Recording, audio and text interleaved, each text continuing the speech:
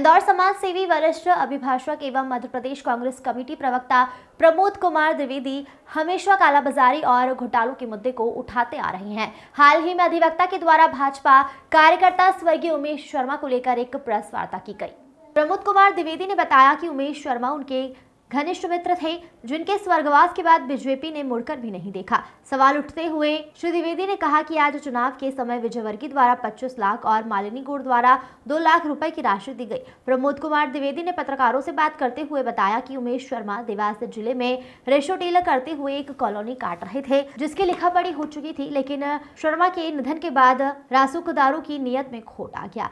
आज वहां उनके उमेश शर्मा की पूरी कॉलोनी हड़पना चाहते हैं। श्री द्विवेदी ने कहा कि राजनीति से अलग हटकर मैं अपने मित्र की उमेश शर्मा के परिवार को कानूनी तौर पर इंसाफ दिलाना चाहता हूं।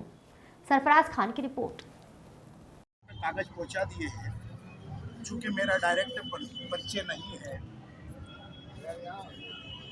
और मेरा राजनीतिक रूप से चुनाव के समय कैलाश विजयवर्गीय ने 25 लाख की मदद क्यों की? आप ये सवाल कैलाश से पूछते, मालिनी गौड़ से पूछते।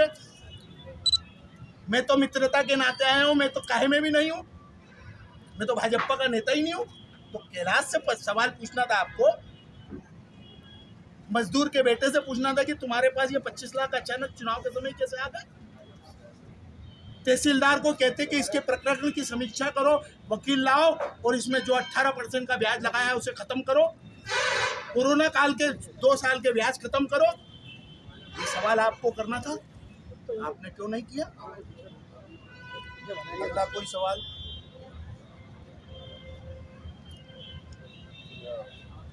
पत्र की क्या जरूरत है? पहले उनके परिवार में ये होगा कि उमेश के कितने वारिस हैं, वो सारे वारिस उमेश के हिस्से में पार्टनर बनेंगे। पत्नी, माता, पिता, पुत्र, ये सब फिर ये आपस में तय करेंगे किसमें अधिकार किसको दिया जाए, पार्टनर के रूप में हस्ताक्षर करने की। पूरी प्रॉपर्टी 8 करोड़ से ऊपर की है, उमेश का हिस्सा 4 करोड़ से ऊपर का बनता है।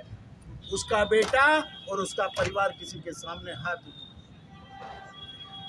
फैलाने के उसमें नहीं रहेगा अगर ये काम हो गया। और मुझे मालूम है संजय शुक्ला जी भी मेरी मदद करेंगे और अच्छे कामों में शुरू से करते रहे। 2011 में मेरे बलात्कार की 3 पीड़ित लड़कियों की लड़ाई लड़ी, संजय शुक्ला पीछे मेरे साथ खड़े थे। गुंडे और मवालियों की फौज मुझे ठोस दे रही थी, लेकिन उन्होंने मुझे हिम्मत दी। वो मेरे साथ खड़े रहेंगे। उनके पारिवारिक रिश्ते हैं उमेश शर्मा से, राजनीतिक रिश्ते हमारे नहीं है। हम पारिवारिक और मानवता के रिश्ते के आधार पर करेंगे। हम चुनाव देख करके नहीं। आज चुनाव खत्म होने जा रहा है, चुनाव प्रचार। हम तो कैलाश विजयवर्गीय से सवाल कर रहे हैं, मानवता के बड़े पुरोधा बन रहे थे, चुनाव के समय क्यों मदद करने गए? मालिनी दीदी क्यों गई? सवाल आपको उनसे करना है। उमेश शर्मा, उमेश शर्मा भाजपा के एक तत्वनिष्ठ, निष्ठावान, योग्य और समर्पित कार्यकर्ता थे। भाजपा को उन्होंने पूरा जीवन दिया।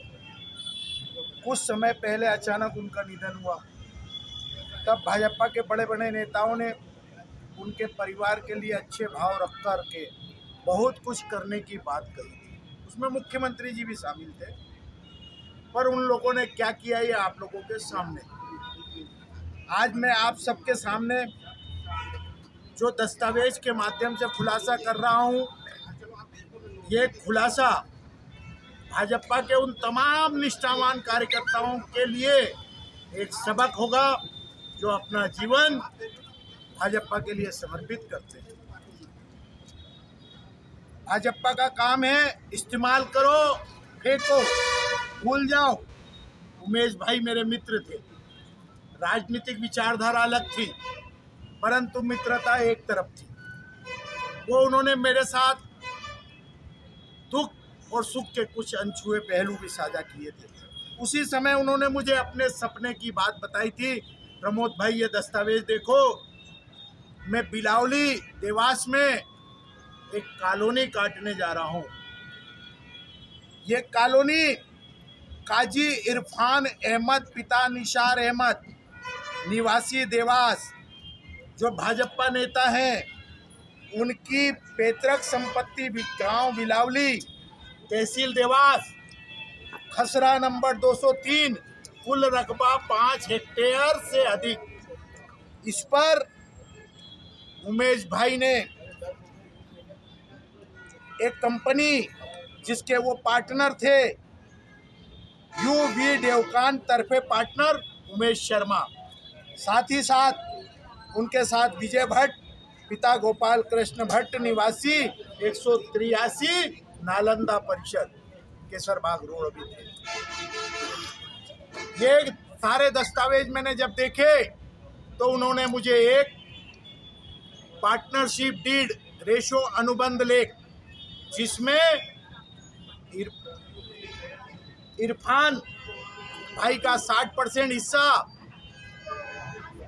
इरफान भाई जो जमीन के मालिक थे उनका 60% का रेशो, और उमेश भाई और उनके साथ विजय भट्ट की कंपनी का रेशो 40% था। कुछ दिनों बाद फिर उमेश भाई मेरे पास आए, भाई ये एग्रीमेंट देख, क्या मैं इरफान से पूरी जमीन ले सकता हूँ? मैंने उनका ये रेशो अनुबंध जो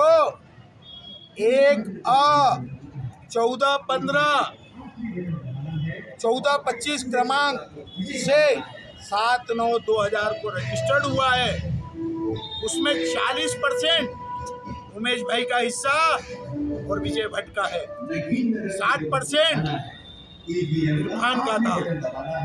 पूरा पढ़ने के बाद मैंने उमेश भाई से कहा कि आप पैसे दे करके इसके हिस्से की जमीन का हक त्याग करा लोगे। उन्होंने कहा भाई रफ ड्राफ्टिंग बनाओ। मैंने ये रफ ड्राफ्टिंग बना दी। चूंकि मैं देवास में पढ़ा हूँ, वहाँ के अधिकांश वकीलों ने मेरे साथ वकालत पढ़ाई की, काजी भी मेरा परिचित है, उन्होंने मेरी ड्राफ्टिंग को ओके कर दी। बाद में रोज आनाकानी करने लगे, इस बीच में उमेश भाई नहीं रहे। मैंने उमेश के इस सपने को पूरा करने के लिए भाजपा के कई नेताओं से संपर्क किया। मैं अफसोस के साथ कह रहा हूं, उस उमेश जिसने भाजपा के लिए अपना पूरा जीवन कुर्बान कर दिया था, जिसके पिताजी गरीब ब्राह्मण, जिसका बेटा एक विकलांग, उस उमेश की मदद करने के लिए जो उसका सपना है, करोड़ों की ये जमीन है जिसमें ओशियान सिटी बन सकती है, विजय भट्ट के साथ अगर उसको मिल जाती,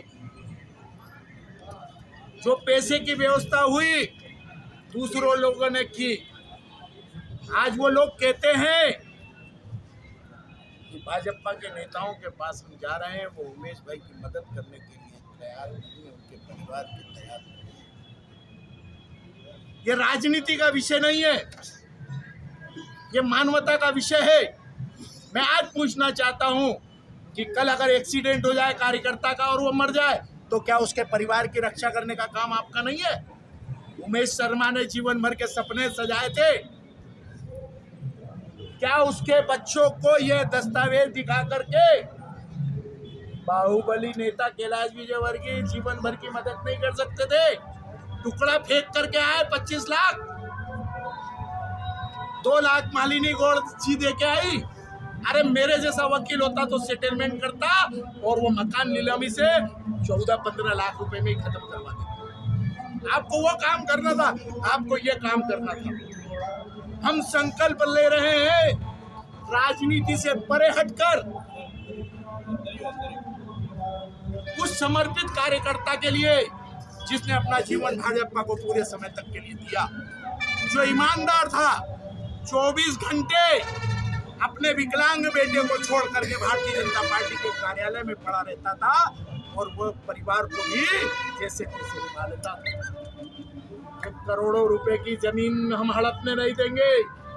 काजी कितना भी बलशाली क्यों ना हो, विजय भट्ट की नजरें क्यों भी ना फिर गई हो, मैं मित्रता के नाते विचारधारा को परे रखते हुए एक गरीब ब्राह्मण की मदद करने के उद्देश्य से ब्राह्मण समाज के तमाम नेताओं से अनुरोध करता हूं, मेरे साथ खड़े हो जाना।